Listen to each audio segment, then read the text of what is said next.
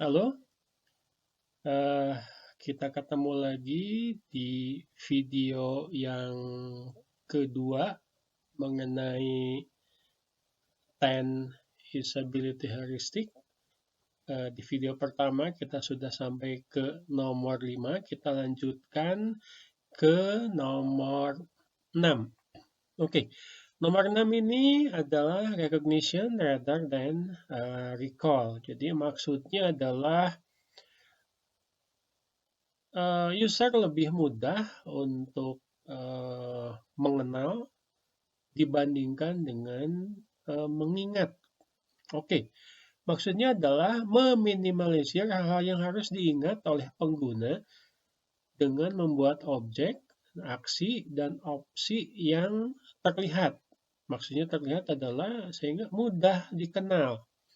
Ya, petunjuk penggunaan sistem harus terlihat atau mudah diambil kapanpun diperlukan.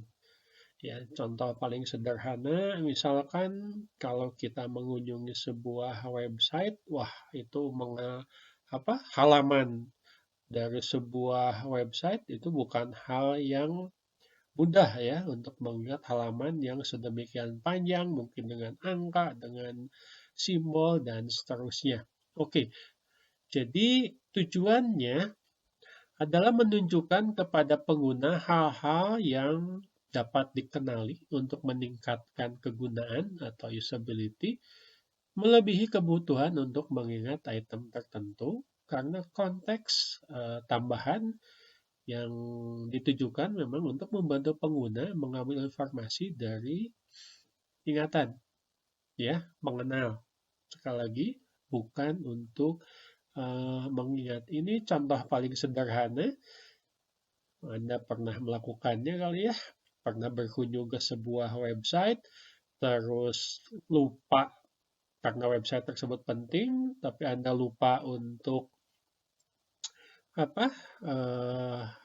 menandainya atau membuat bookmark. Anda tinggal melihat di history, ya, catatan website apa saja yang pernah Anda kunjungi, ya. Jadi Anda nanti tinggal memilih, ya, termasuk history yang mungkin sudah cukup lama. Oke, mencari di internet itu bukan hal yang mudah, ya. Kalau Anda lupa buat bookmark, terus satu saat Anda punya kepentingan lagi, ini bisa dibantu dengan menggunakan history.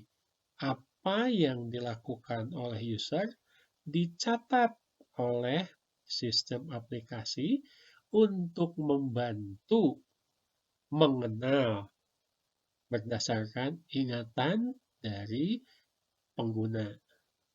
Oke, baik, kita lanjutkan ke komponen yang ke-7, flexibility and efficiency of use.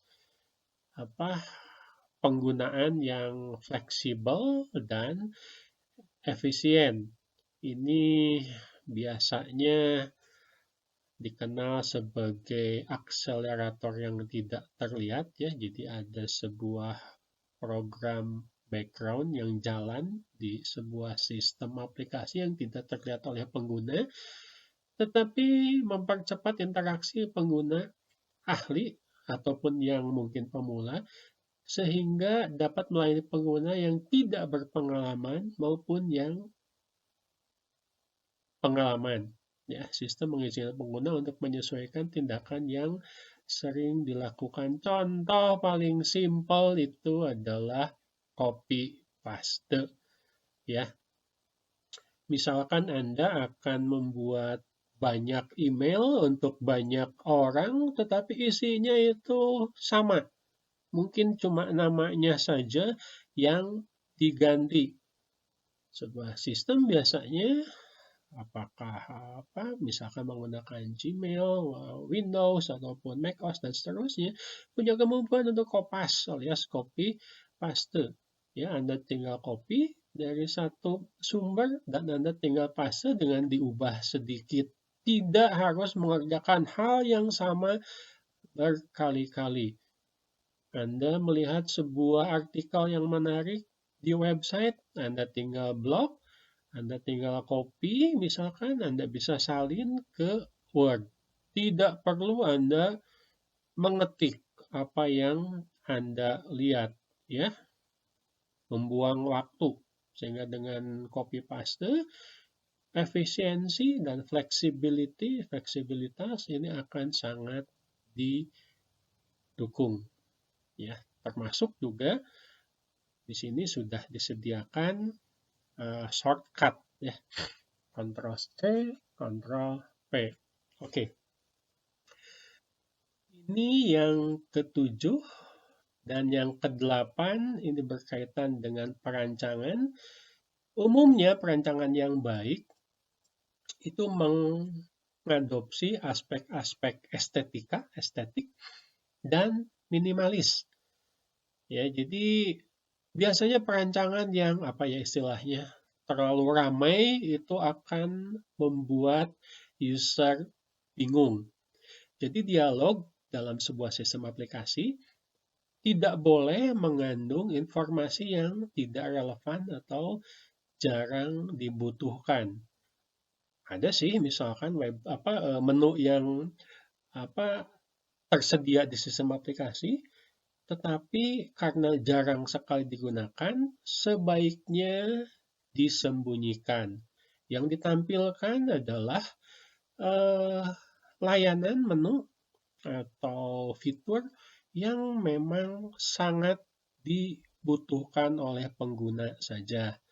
Ya, ini berkaitan dengan aspek estetika dan minimalis, ya. Jadi kalau mungkin bisa saya tambahkan, biasanya desain yang bagus itu adalah yang sederhana. Oke? Jadi setiap unit informasi tambahan dalam dialog yang ditampilkan itu bersamaan dengan unit informasi yang relevan dan mengurangi visibilitas relatifnya. Contohnya, misalkan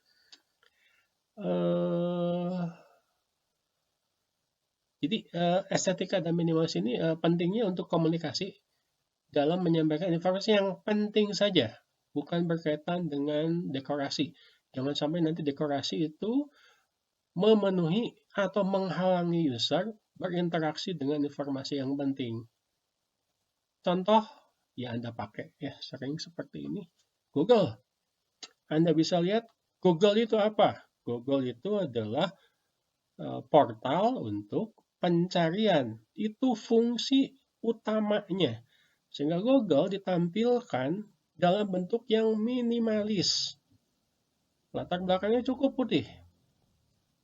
Ya, ada tulisan Google, kadang-kadang diubah, tapi juga tidak terlalu ramai ya, cuma di tulisan Google-nya saja. Betul dia punya Maps, betul dia punya Google Translate, Google Drive, dan seterusnya, tapi fungsi utamanya itu adalah pencarian, sehingga menu yang lain itu disembunyikan. Karena orang, ya sampai istilah, sampai googling ya, fungsi utama, fitur utama adalah pencarian informasi. Baru orang akan mencari fungsi-fungsi lainnya. Ini juga akan membuat aksesnya bisa semakin cepat ya, karena tampilannya juga simple, tidak terlalu banyak komponen desain yang harus dikeluarkan. Ya, simple, minimalis. Baik, kita lanjutkan ke nomor 9.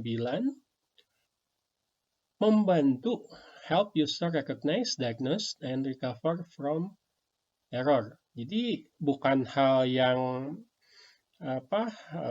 luar biasa ya jika user itu melakukan kesalahan. Tapi bagaimana caranya sebuah sistem aplikasi bisa membantu untuk mengenal, mendiagnosa, dan memperbaiki ya, supaya kesalahan yang dibuat oleh user ini bisa diperbaiki, bisa kembali ke fungsi awalnya dalam rangka mendukung tugas pengguna. Jadi caranya adalah pesan kesalahan harus dinyatakan dalam bahasa yang sederhana. Jangan menggunakan kode-kode program yang tidak jelas, yang tidak dipahami oleh user, dan langsung menunjukkan masalah secara tepat. Dan yang terakhir adalah secara konstruktif menyarankan solusi. Bagaimana caranya supaya kesalahan tersebut bisa diatasi atau ditanggulangi. Ya. Jadi polisinya atau kebijaksanaan yang baik menyatakan bahwa pesan kesalahan adalah yang sopan ya, jangan sampai menyalahkan pengguna, harus tepat dan konstruktif, harus jelas, tentu saja mengurangi pekerjaan untuk memperoleh masalah, dan ini juga penting, mengedukasi atau memberitahu, mendidik pengguna dalam penggunaan sistem. Contohnya, ini ada 2 macam. Ini sebetulnya pesan kesalahannya sama. Ya. Tetapi ada yang simple, ada yang deskriptif. Ini tidak dua-duanya benar. Yang pertama adalah misalkan ini menggunakan di database, koneksi database misalkan ke server gagal. Untuk pengguna yang sudah cukup ahli, dia bisa melakukan kegiatan supaya database bisa terkoneksi kembali, ya. Karena memang dia pernah punya pengalaman. Tidak perlu diberi pesan kesalahan yang banyak dan jelas, lengkap, atau bahkan sampai dengan bertele-tele misalkan. Cukup yang singkat saja. The connection to SQL database is failed. Orang pengguna yang berpengalaman akan tahu, oh mungkin ini yang salah, mungkin itu yang salah, dan seterusnya. Berbeda misalkan, bagaimana jika pengguna pemula? Nah, di sini disediakan fleksibilitasnya. Ada pilihan show details, pada saat ini diklik keluar. Ada sebuah anjuran, ada sebuah tahapan-tahapan yang diperlukan untuk memperbaiki masalah sekaligus memberitahu, ini maksudnya memberitahu, mengedukasi apa sih biasanya kesalahan yang terjadi yang berkaitan dengan koneksi basis data. Dijelaskan di sini. Disebutkan misalkan bahwa koneksi basis data salah karena masalah jaringan, ya. Mungkin juga penamaan atau konfigurasi untuk koneksi yang harus dilihat. Ada yang salah dan seterusnya. Ini dari satu pesan kesalahan, tetapi bisa mengantisipasi siapa penggunanya. Apakah pengguna yang cukup berpengalaman atau pengguna pemula. Ya, dua-duanya harus bisa diantisipasi dalam pesan kesalahan. Oke. Nah, ini yang terakhir cukup penting, yaitu help and documentation, bantuan dan dokumentasi. Ya, tidak semuanya sistem membutuhkan, pengguna membutuhkan bantuan dan dokumentasi, tapi sebaiknya sistem dapat memberikannya. Informasi bantuan dan dokumentasi tentu saja harus mudah dicari, lalu fokus pada tugas pengguna, termasuk ada daftar langkah konkret yang harus dilakukan, dan sebaiknya juga tidak terlalu besar. Ini contohnya ya, kita dengan mudah pada saat misalkan menggunakan PowerPoint terjadi kesalahan atau mungkin ada sesuatu, gimana caranya ya mengubah animasi, gimana caranya untuk mengisikan gambar. Kita tinggal pijit tombol F1 yang umum. F1 itu biasanya untuk tombol help. Help itu juga ada berbagai macam ya. Ada yang berupa referensi cepat atau quick reference, ya, hanya poin-poinnya saja untuk membantu. Lalu ada yang semacam tutorial, bantuan eh, apa langkah demi langkah beserta contoh-contohnya yang lengkap.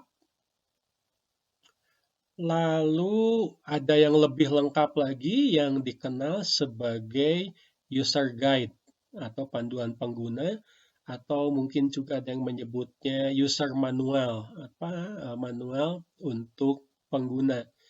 Nah, tampilannya juga tidak selalu harus tekstual seperti contoh di sini, ya, tetapi bisa menggunakan misalkan video, ya, bisa menggunakan